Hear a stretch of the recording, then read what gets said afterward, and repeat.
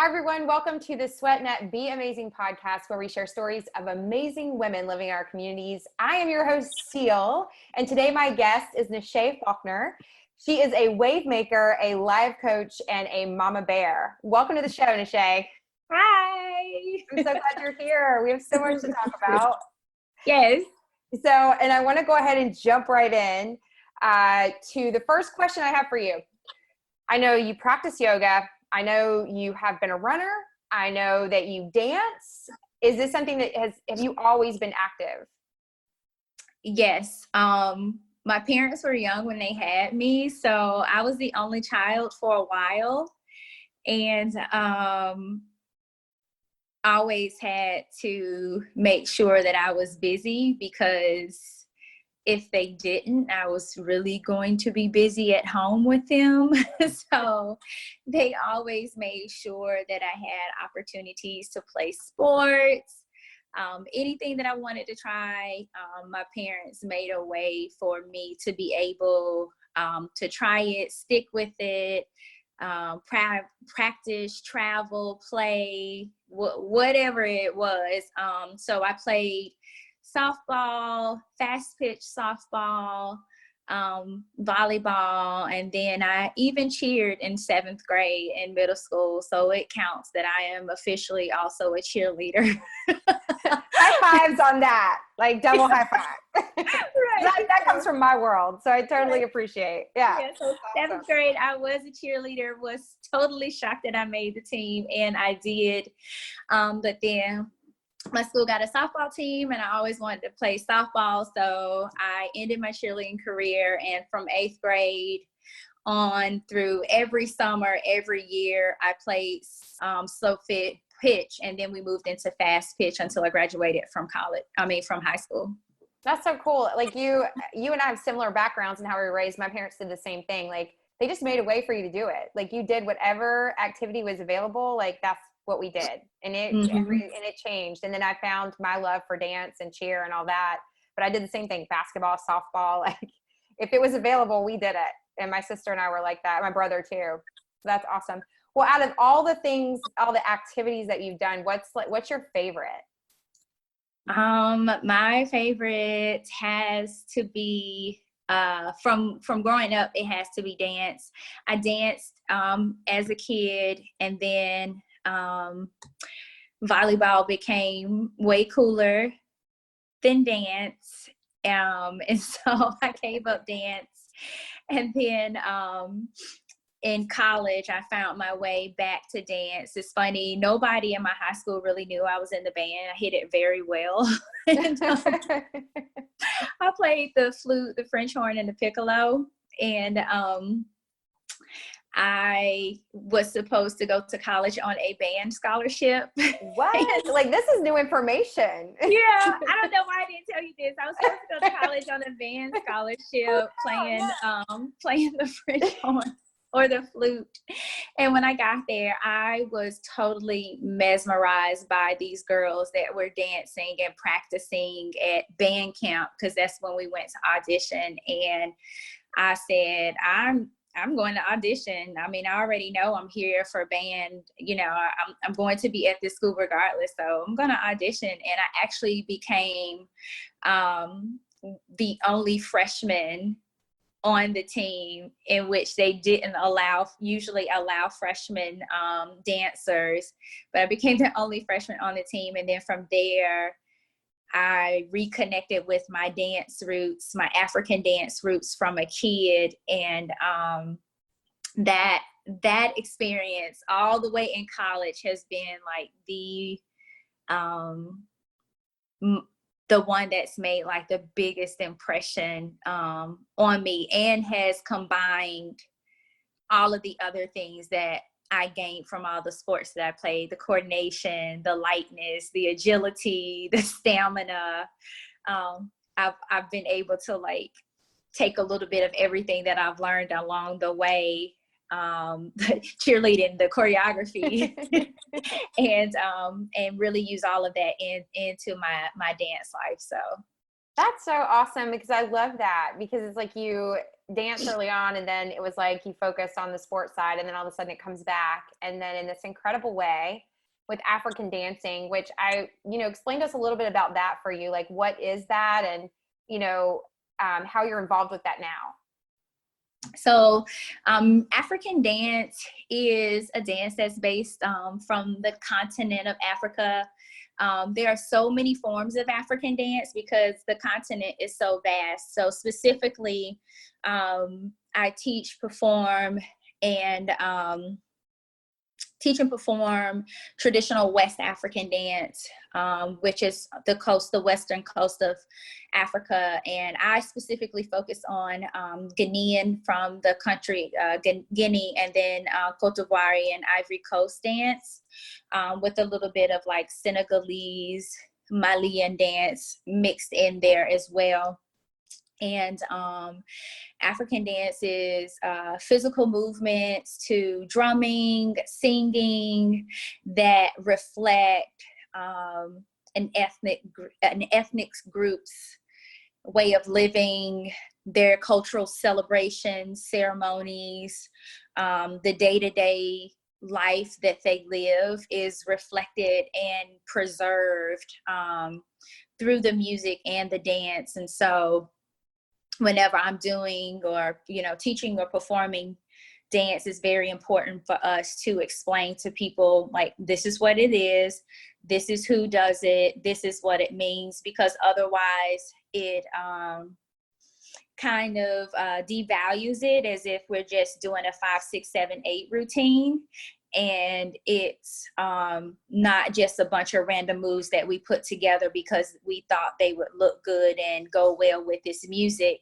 It's been specific dances that were created and named after ancestors, specific rhythms that were named after people or places, or cultural celebrations and ceremonies that were created and still are celebrated on the continent. So locally, I have my own dance company. I co-founded a dance company here in Charlotte, Shea Movement African Arts. We teach a community class every Thursday. It's virtual, and for the month of July, it's free. And then I also am a part of UNC Charlotte's dance department. So I typically teach traditional West African dance as well as performance practicum, where those students have to audition to be in class to learn specific choreography to perform in either the fall or the spring dance concert. Oh, that's awesome. It was really interesting because when I saw African dance, and I saw it on your Instagram and then wanted to talk to you about it. And of course we did have that conversation earlier. And it's amazing to me, like, just like you said, like how important it is for people to understand the reason why and what it's really about. And it's not just movement. There's so much more to it. So I really appreciate you sharing that, because to me, that was really important to share with other people, because you see the colors and what you wear and just the intention behind it. And it's beautiful. So I really appreciate you sharing that. I think so too. And then, traveling back and forth from Africa, going to dance conferences to learn from master dancers and drummers.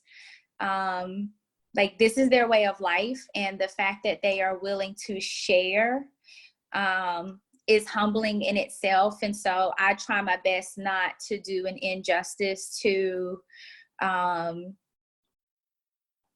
what they are so freely giving to anyone who's open to receive it. So whenever I'm teaching, you don't leave without knowing what you did. And I always tell people, if you ever go to a class and the teacher doesn't know the dance, the style, the ethnic, background, or the name of the rhythm or song, then you really need to be mindful of whether or not that person has the right intent for teaching. And that's really for anything.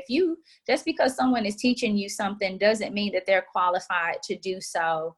And you have every right to know the why and the how behind, you know, any activity that you're doing. So I would agree with you on that. I think it's really important. It's important to know the why, the person, the intent, all of that. That plays such a huge role, especially in teaching or in coaching someone in anything. So I really, yeah, that's right on point. So let's talk about the 3 things about you that describe you on your IG, which I love, which we're going to go back to what they are. So it's wave maker, life coach, and mama bear. And the one thing that I was really intrigued by was the first thing that you describe yourself as is a wave maker. Yeah. What inspired you to use that in your description? Well, if you know me, you already know the answer to that question. I know, but I have to have you just say it. And if you don't know me, then you will really reflect on what a wave does. It's beautiful. It breaks up the monotony of what's happening. It engages your attention or attention, sometimes immediately. It can not necessarily bring about fear, but really have you in the present moment of really trying to understand like the high and why of things of you know, why things are happening. My husband is calling me. And I consider myself a wave maker because I've always had a heart for not necessarily going with the status quo, and truly being a voice and shaking things up in hopes of supporting people who don't always have a voice. And you know, it's so easy to say, like, just say how you feel, or, you know, just do what you want to do in life. And because everyone doesn't feel comfortable doing that, someone has to do the work to recognize that this population of people needs someone to advocate or speak up for them. And it's not because they don't have anything to say. It's because maybe they've been silenced in some kind of way. It's because maybe, you know, they have tried and they don't feel comfortable, or, you know, sometimes it's maybe because they've been taught that they don't have a voice to stand up for what they believe is right, or, you know, specific justice related issues. And so I've always considered myself a wave maker, like shaking things up, breaking up the monotony. Sometimes I come at you fast and almost knock you down. And then sometimes I just, you know, send gentle nudges of, hey, like, we got to pay attention here. So yeah. Well, and I want to kind of, let's just go into this question. I had sent you a list and we were going to go down the list, but I think we just need, this will take us right into one of the questions I had for you. And is a perfect example of you being a wave maker. On June 24th, SweatNet hosted a town hall led by you, Jamison Huff, and Grace Millsap. And it was an open conversation around racial injustice. And I was on there because I wanted to be a part of this. I wanted to listen and be open. And there were about 100 people or more that had joined the call. And you gave an opportunity for people to speak up and say how they felt. And going into that, how did you feel before you even did the town hall? And then how did you feel after? I going into that town hall, I was really paying attention to all of the things that were happening, you know, around us. There were protests happening. We had just witnessed the death of a man who literally begged for his life for almost 9 minutes. We had just a few weeks before that seen another Black man gunned down just for running in a neighborhood. months before that, it was something else. Weeks after or weeks before, it was Brianna. Years before, it was Trayvon. And, there were all these things building up to this moment. And then when George Floyd was killed, it really halted everyone in a way to where, with quarantine and not being able to distract, really had to see, or it was an opportunity for you to see, that BIPOC people aren't making this up. Like, there are specific things happening to Black people and Black men in our community. So I was already in my wave maker mode, calling upon people to really look and see, and having those uncomfortable conversations with my white friends. Because if we don't have this conversation, we can't really say we're friends. And so preparing for that town hall, I wanted to give space for people to share, not just Black people, but also white people, because I recognize that there are many white allies that risk their lives and do go out of their way to do the work. And so I really wanted it to be a space where everyone could just listen and not respond, not say how you felt based off of what someone else said, not say that that wasn't true or that's not how you saw it. Because I felt like part of the reason why we've gotten here, or how we've gotten here, is because we have a lack of listening skills. Most often when we're listening, we're distracted. Most often when we're listening, we are defensive. Most often when we're listening, we just don't really care what you're saying, and I'm formulating my argument back to you in my head. And so I thought, I contacted Jameis and said, Jameis, we've been trying to do some things together as my white friend. With your influence, I need you to gather your white friends and let's sit down at the table and really listen to what's happening in the world in a space that is brave to have you to share that experience. So that's where I was leading up to it, because I also realized that everybody's form of activism looks differently. Everyone isn't going to go downtown and protest, and that doesn't make their form of activism more or less than me specifically holding one-on-one conversations with my white friends. Afterwards, I felt a sense of, we got a lot of work to do afterwards.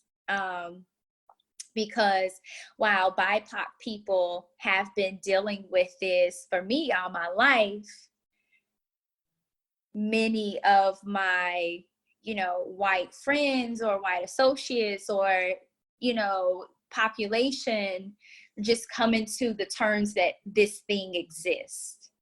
And so knowing that it exists is the pre-work. And so I left that call thinking, you know what, this town hall, we need to do 2 more of these, because now that you have awakened, now we need to learn about what it means now, because before I couldn't even teach you what it meant. Now that you see that it exists, now we can talk about what it means. And then now that you know what it means, you keep asking me, what can you do? So that's where we'll go next. Now we'll how to lead and how you can truly help and be an ally and be a part of the activism that needs to happen, that can't just happen with BIPOC people, because I've been a wave maker, I feel like, all my life, and I still somewhat live in the same world that my grand and great grandparents lived in. Yeah, that's how I felt before, during, and afterwards. You know, part of the reason the conversation with you was so important was to continue the conversation of what you started with the first town hall. And I know that you are truly a wave maker and that you're inspiring that in other people. There's been a period of time where, you know, not knowing exactly what to say or how to move forward. And that for me was like, well, that's how this podcast is going to be used, is to open up conversation, to continue it so that the work doesn't stop, and so that, you know, we can keep moving forward in the right direction as a community. And having women like yourself, you know, who are wave makers, who can come on and share from the heart and be real and be authentic. And I greatly appreciate that about you. And I appreciate the town halls, and I appreciate what you're doing for the community as a whole. I really do just appreciate you being just straight. You're straight up. That's all I'm trying to say. You're a wave maker. You're straight up. There, you know, it's just, this is how it is. Like, I really appreciate that about you. The mama bear part of me, you know, like, now that I've shaken you up, and the life coach is, you know, the life coach is like, now that we've learned, now let mama bear give you a hug. It's okay. We're going to do better the next time, right? Right. We're going to do better. Yeah, that is the thread, the wave maker, the life coach, the mama bear, because we always have to say, you know, sign mama bear. Love it, because it's every bit like when you go on Instagram and you read descriptions of people, and that just hit me. As soon as I read your 3 words, I was like, oh my gosh, like that to me is like such a perfect description. And like, just each particular part, like it's just real. Like, it's who you are. It's not something, you're not trying to find something to make, you know, to say, well, you know, this is what I want to be, or this is what I think I am. No, this is who you are. Yeah. That's just, I've had many people to say, oh, like, they'd have met me in person. They're like, oh, this is really you. And I'm like, yeah, it is really me. Like, I still have my college students who, you know, those end of semester evaluations, they can be brutal sometimes. And my department, the head of my department, she's like, you know, Niche, your end of semester evaluations are always the best ones for me to read, because she's like, they all say that you do not play games, like, do not play when you come to class. And, you know, those same students, like, I couldn't get rid of them even if I wanted to. Like, I seriously still have kids who've graduated 2 and 3 years now, are just like, can I please come back and take class next semester? Or can I please come to class on Thursdays? You know, like, I'm mama bear. Like, I have 50 and 60-year-old women that I know that call me mama bear. Like, it's hilarious to me. And like, you know, that's who I am. Anytime someone sees something mama bear, they buy it for me. Because that's so awesome. Like, I just think, there's just something about that, and like, the people are drawn to you for that reason. Like, you're out there. That's just like, that's awesome. Yeah, it's hilarious. So I want to steer now into a teaching side, but a different side. I know that yoga is a big part of your life, and I know teaching others, like, that's a really big, important part to you. Yeah. And especially your little 5-year-old who knows when it's time to meditate and have time, you know, yoga time. How did all of this start for you? Well, yoga became a part of my life 6 years ago, my son is 5. 6 years ago, I was pregnant and experienced miscarriage. And at the time, I became depressed, which I didn't really realize at the time, but I was depressed. And I put a strain on my marriage because I was hurting, he was hurting, I blamed myself, he didn't know how to support me. We decided to forego Thanksgiving break with the family, and we went to Hilton Head instead. While we were there, I went to a bookstore. I remember purchasing a book about like healing and things like that. And then while we were there, there was a yoga class on the beach. And I went to that class, and I just felt better isn't the right word because it wasn't necessarily better, but I just felt something like crack, like almost like a crack in the egg, you know, to like my feelings coming out of that. And when I got back, I got an email randomly from Yoga One, who I had unsubscribed to. And somehow I made it back to their mailing list saying that they were going to do a 40-day practice where you practice in the studio 5 days a week, you practice on your own one day, and you rested a day. And then we were going to go through a book and do a lot of inquiry work. And I just signed up and told my good friend, Felicia, like, hey, we're signing up for this. And she was just like, okay. So neither one of us really practiced yoga. And from there, I was drawn. Like, I noticed each day a little bit more crack in the egg, more feelings coming out, more healing happening. And it got to the point where I practiced every day. I didn't know what a down dog or chaturanga or vinyasa was. And I was just doing what everybody else did and trying to figure it out along the way. And I knew that I got stronger, that I wouldn't get as upset. I wasn't as sad. And not saying that yoga is a substitute for therapy. And it was just something about that physical practice that helped me. So from there, I became a yoga assistant, did that for a few years, did my teacher training, and then I became a yoga teacher. And I really wanted to do it because as women and as a BIPOC community, we don't always have the access that we need to the things that we need the most. And sometimes that's because we don't give ourselves permission to engage in them. But I wanted to become a teacher because I just felt in my heart that women need this.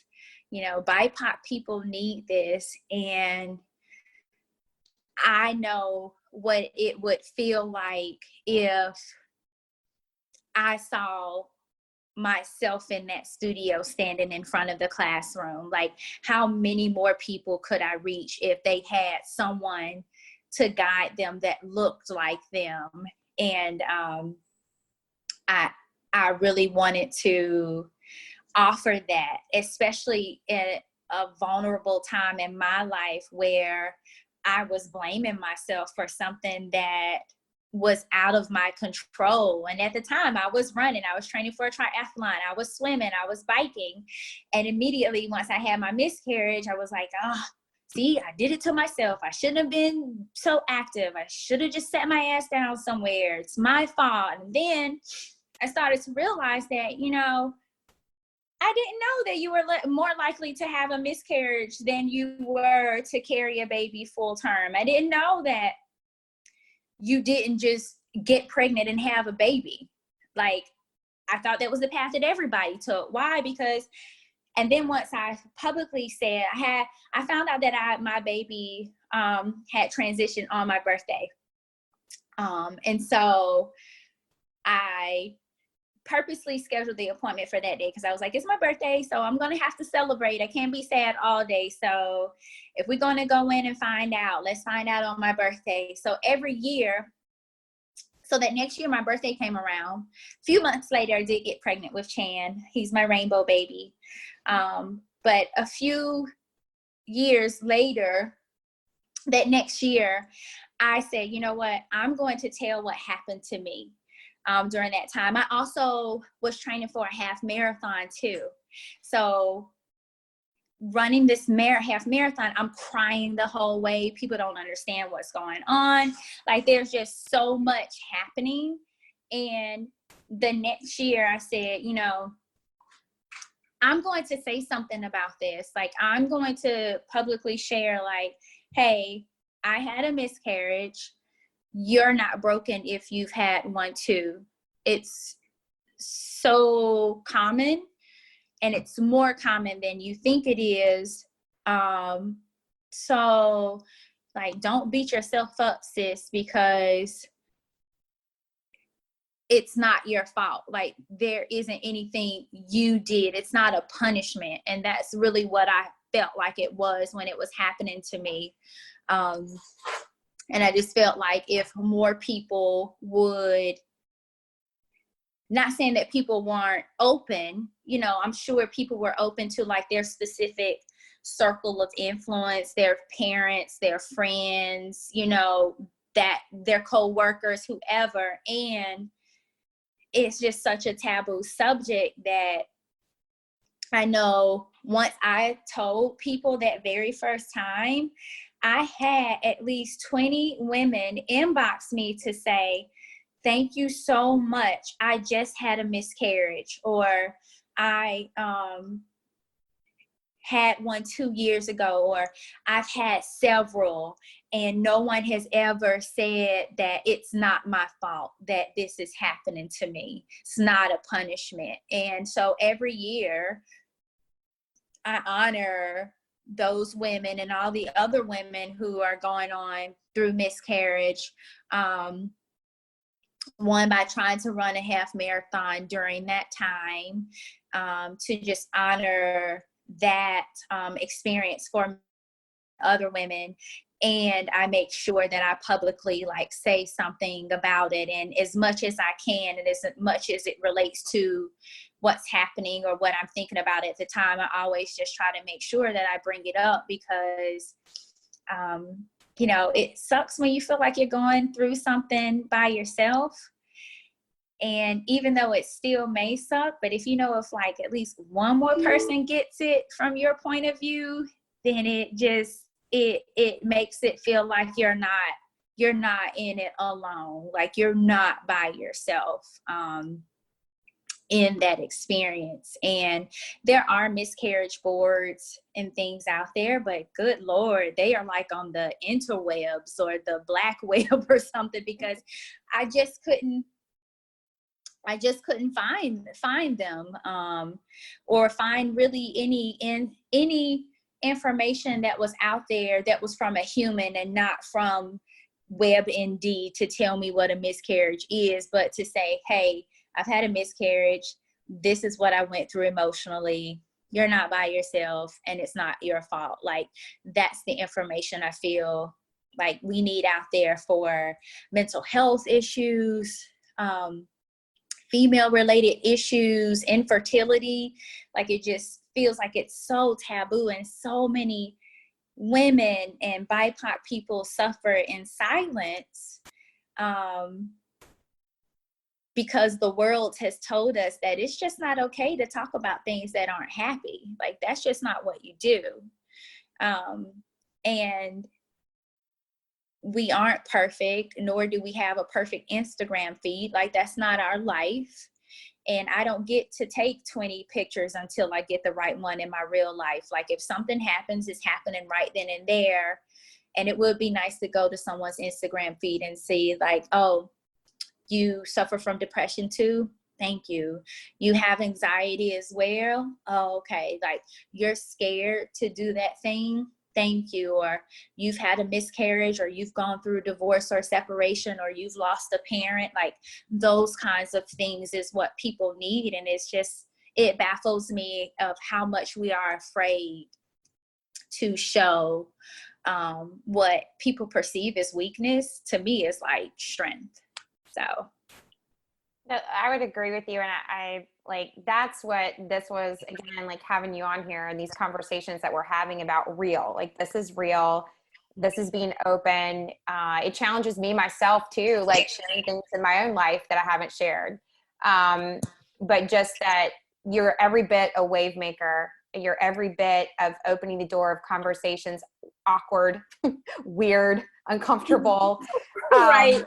But with such love, like you do it in such a loving manner. And, you know, just like the town hall opened that conversation, we're opening this conversation now about miscarriage. And, you know, I love what you said, that, you know, just telling women they're not alone and that it's not their fault.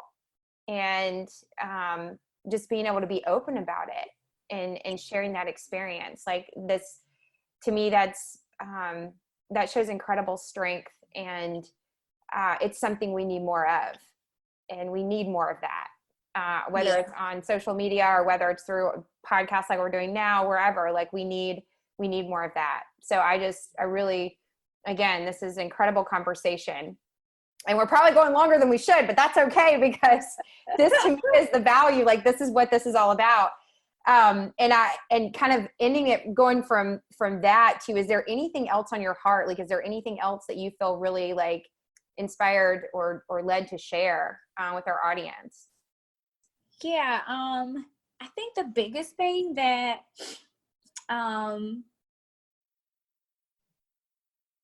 like to share with people is like, don't be afraid to be a wave maker.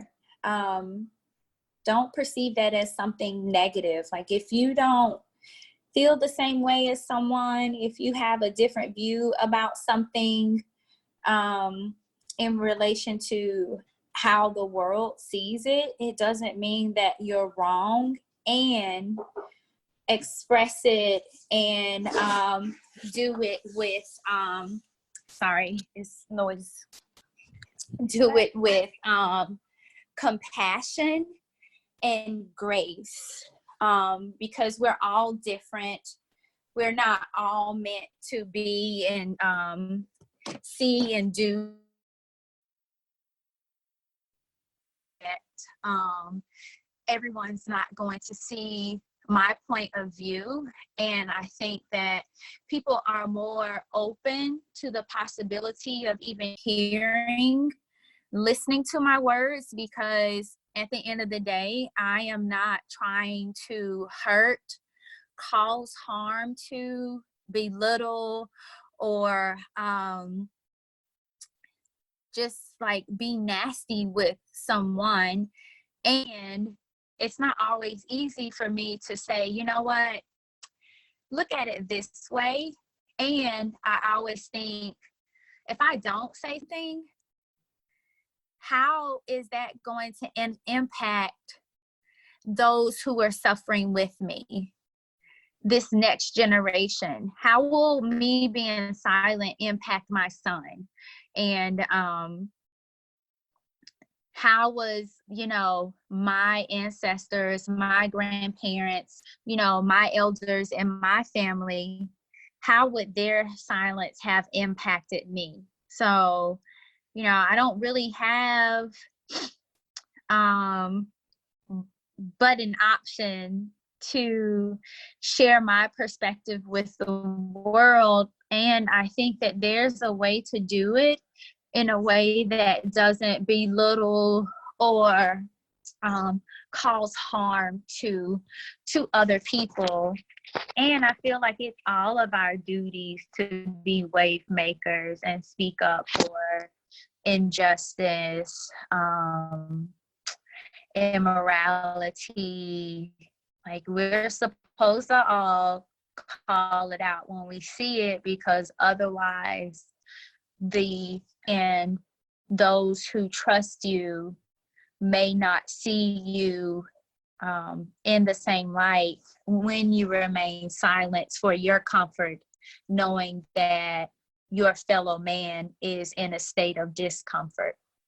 So that's the biggest thing I would say is like be a wave maker, stand up for what you believe, and know that your voice is just as powerful as your neighbors, and you have the right to be heard just like anyone else does.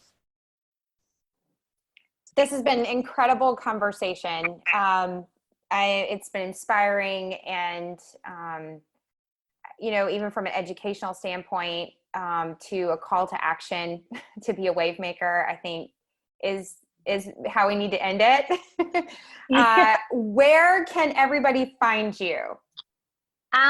Let's see, on Instagram, you can find me at Niche Cultured Flow.